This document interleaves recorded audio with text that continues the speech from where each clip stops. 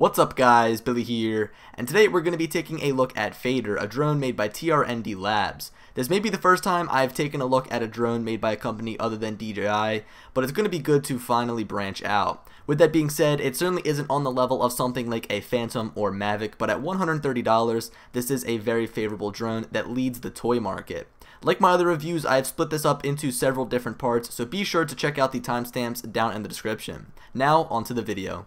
Upon opening the box, we are greeted with minimalistic packaging that doesn't really stand out, but is what I would have expected for a device at this price point. On top, we have our paperwork, which I actually had to read at times, so keep these around as they definitely will come in handy. Under that is two pieces of thin, rugged plastic that hold the Fader itself, the remote controller, and some extra accessories underneath like a micro USB cable and an extra set of propellers. The design of the Fader with its sleek, flat black shell really caught my eye when I first picked it up. If you thought that the Spark was small, wait until you hold one of these. Around the exterior of the small body, we have the power button, a micro USB port for charging, the 720p camera on the front, small LEDs on the underside, as well as the SD card slot or the micro SD card slot, and finally the battery compartment in the back. I told you that this thing was small, but here are some dimensions to get my point across. It's also super light, coming in at roughly 55 grams. This definitely won't give you any problems if you're looking to carry it around. The camera located on the front of the Fader shoots at a maximum resolution of 720p, which doesn't look terrible, but obviously could be better. It has a 120-degree field of view, giving us this fisheye or bubble look, and also captures the edges of the propeller guards. I'm a huge stickler when it comes to video quality, so this isn't my cup of tea for shooting photos or videos, but I think it is just what you need for seeing what the drone sees in real time. The performance of the Fader is something that pleasantly surprised me. This thing can really move whether you're inside or out. It even has a few tricks up its sleeve. A 360 flip can be done forwards, backwards, or side to side by pressing in the right stick and pushing in which direction you want the flip to happen. This is a neat party trick to show off or even incorporate into your typical flight once you start to get pretty good at it. As far as overall flight goes, the Fader is agile and responds to your commands almost instantaneously. I find myself flying this inside more than I do outside for a few reasons. First of all, I like challenging myself when flying through tight spaces like doorways and hallways. Also, any strong wind outside will give this thing a hard time, which is simply annoying to deal with. Another reason I like flying inside is because of the limited range, which is 50 meters. This is still pretty far, but nothing compared to what I'm used to with the Phantom or Mavic.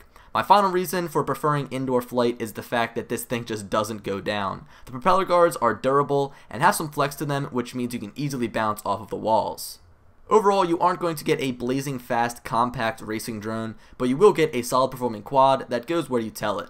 Here are some of the miscellaneous specs that I wasn't able to include in the other sections of the video, but I figured were important to mention. The flight time comes in at roughly 7 minutes with a 520 mAh battery, and the transmission frequency is 2.4 GHz. Now onto the controller, which I'm in absolute love with. Upon first glance, it looks a lot like the Xbox One's remote controller, which is by no means bad. I like that they made it bigger so it's easier to hold. I mean, they could have made it as small as the drone itself for portability reasons, but comfortability is king, and I could honestly hold this thing for hours and not get fatigued. Something I am not a fan of is how busy the remote is. The phone holder works perfectly, but there are way too many buttons and lights going on. One of the main reasons I like the Phantom's remote so much is because of how simple and clean the design is. Of course, these drones are in two different leagues, but this is basically all I have to compare.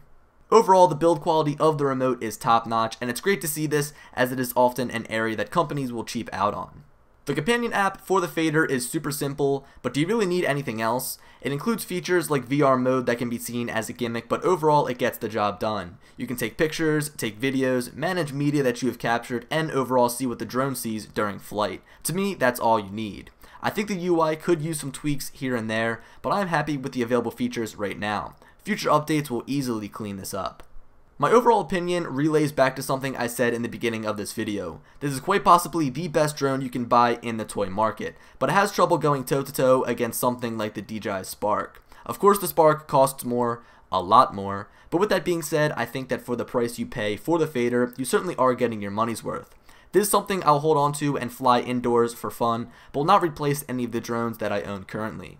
Now, if you guys stuck around for the end of this video, I have a special surprise for you. The guys over at TRNDlabs hooked me up with a discount code that gives you 20% off of the Fader. Use the link below to be taken to their website and use the code Billy_discount at checkout. Just a heads up, this discount will be available until July 10th.